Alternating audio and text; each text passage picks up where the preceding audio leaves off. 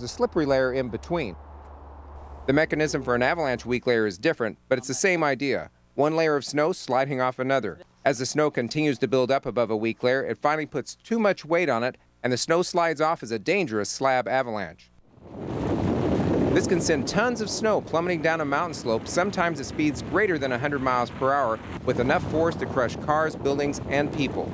As a preemptive strike against avalanche danger, Washington DOT does avalanche control on the highways. The concept is simple: bring the avalanches down when no one's in the way. When forecasters decide that avalanches are almost ready to come down, they close the highway. Then they set off explosives to shake the slope and bring down the avalanches. Blasting works most of the time, except when the snow falls too fast for control crews to blow it down, like last winter, and that's when we can see long highway closures. Once the weather hits, we see a lot of effects at home and on the road, mostly in the form of power outages and snarled traffic. Meteorologist Nick Allard shows us how families and local agencies are preparing to keep the roads safe and the power on. So we'll be warm and have light when it's dark and cold. Carol and Doug Meckling know better than most what it means to live through western Washington winters. Their house in East Woodinville is a notorious spot for power outages, but they don't seem to mind. Is there anything you're not prepared for? Well, I can't think of anything at the moment. They say every year the power goes out for a day or two here or there, but 2 years ago, after the Hanukkah Eve storm, they lost power for 9 straight days. It was character building, and it was an adventure to see what you could do if you lived without electricity. What would your life be like? Adventure or not, now the Mecklings are ready for just about anything thrown their way. From the gas fireplace and the gas stove, to the hot water and coffee, lots of flashlights and radios, and of course, the generator. Carol and Doug and their family are prepared, and they are not alone. Puget Sound Energy has bumped up its tree removal budget by $2 million to get ready for the storm season. PSC has also more than doubled its number of employees to help repair crews get the job done faster and get the power turned back on. So when the next winter storm happens, by now you know what to do to be prepared. Maybe it's flashlights, candles, gas stoves, maybe even a generator.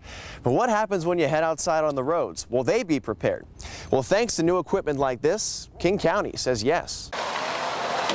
There's always room for improvement, so that's what we're trying to do is make it faster, easier, and more efficient for us. Will Fogelberg with King County Road Maintenance says the county has already spread out more de-icer than last year to new tanks across the area. The county also bought 4 new de-icers that can be attached and removed to the trucks much faster, all to shorten the trucks' run times. The Washington State DOT is also focusing on faster run times. The DOT says its big push this year is to make sure the right people are in the right place at the right time before a major storm hits. There's a lot of research being done that could affect how fast you find out about the weather headed our way. Still ahead, we're going to take you inside that research and give you an idea of what the long-range forecasters are predicting for this year. And later, different mountains, different snow. The weather elements that could change your mind about where to go for a day on the slopes.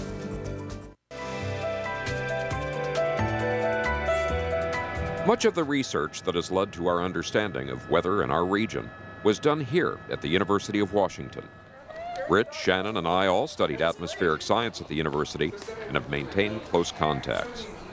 If you were to pick one topic that you think will make the biggest difference in our understanding of Northwest weather patterns, what would it be? I would think research into La Nina and El Nino events like that will really improve our ability to long-range forecast, and that information would really help people plan things. For example, what the coming winter is going to be like. Research done in part by Dr. Mike Wallace's group discovered that slowly changing sea surface temperatures could be used to forecast future weather patterns for certain parts of the world, including the Pacific Northwest.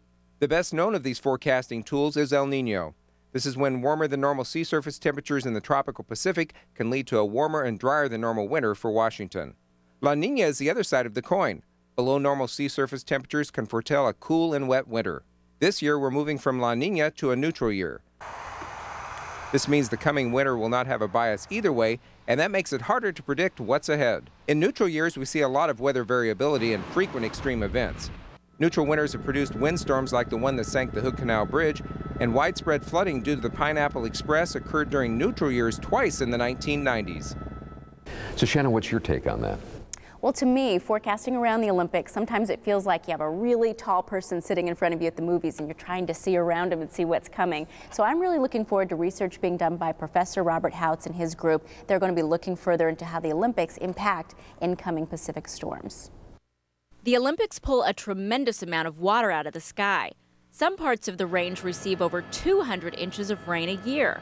Studies of precipitation in the Alps have revealed how ridges, sharp changes in elevation, drastically affect the amount of rain. It's thought that ridges on either side of the Quinault Valley behave in this way, making the southwestern slopes of the Olympics the wettest spot in the continental U.S. While our computer models continue to improve, many a missed forecast might be blamed on the Olympics' influence on our weather. A UW research group will conduct a field study in 2011 called Olympex to better understand how the rain squeezes so much water from the atmosphere. Well, I would have to pick the use of high-speed computers to more accurately forecast the weather over very small distances on a daily basis. And we're going to look at how far that technology has come and how it's going to help us this winter when we return.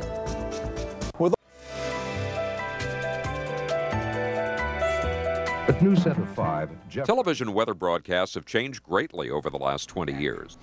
So here's what to expect tomorrow. I think the best so have the tools used to make the forecasts. Well, before 1990, and certainly before 1980 or 85, we missed most of the big storms with our computer models. Professor Cliff Mass guides a team of scientists at the University of Washington. Their mission? To harness the power of high-speed computers to better forecast the weather here in the Northwest. And so now, virtually every one of the major storms that have hit the Northwest, we have provided fairly good forecasts several days ahead of time. The rugged terrain of the Northwest poses a major challenge. 1 decade ago, computer forecast models weren't powerful enough to accurately place the Washington coast or even the Cascade Mountains. The newest computer simulations accurately capture all major mountains and water features and their impact on local weather, including wind, rain, and snow. In 2003, Ivor's restaurant in Mukilteo was damaged by a rogue wave generated by a blast of wind through the Strait of Juan de Fuca. This was an excellent forecast made the day before that showed there was a real threat to Ivor's restaurant and everything nearby. Washington is known for its copious amounts of snow, and everybody enjoys its effects, but not everybody brings a camera, like Rich. And there really are a lot of variations in the snow climates, even from mountain to mountain in the state of Washington. We're going to take a look at those differences so you skiers and snowboarders can choose the right destination. The main Cascade passes get between 350 and 450 inches of snowfall a year. Stevens and Snoqualmie passes get a snow boost thanks to the Puget Sound Convergence Zone. And cold air from eastern Washington helps refrigerate the low Cascade passes, often keeping the snow from changing to rain. However, both Mount Baker and Mount Rainier get over 600 inches of snow every year. Why? Mount Rainier catches the prevailing southwesterly storm winds. These bring moisture directly in from the Pacific without losing any to the Olympics. In addition, the measuring station at Paradise is over a mile high, which means more precipitation falls as snow rather than rain. Mount Baker's huge snowfalls are generated in a different way. Winds from the Strait of Juan de Fuca and the Strait of Georgia form yet another convergence zone that funnels moisture directly at Mount Baker. And it's the westmost of the North Cascades, so it's the first peak in line to soak up the snowfall. In sharp contrast, Mission Ridge has a climate more typical of the Rockies, drier and sunnier. It only receives about 200 inches of snowfall a year, but the snow tends to be much lighter and drier. And its colder climate allows for more extensive snowmaking to cover the slopes.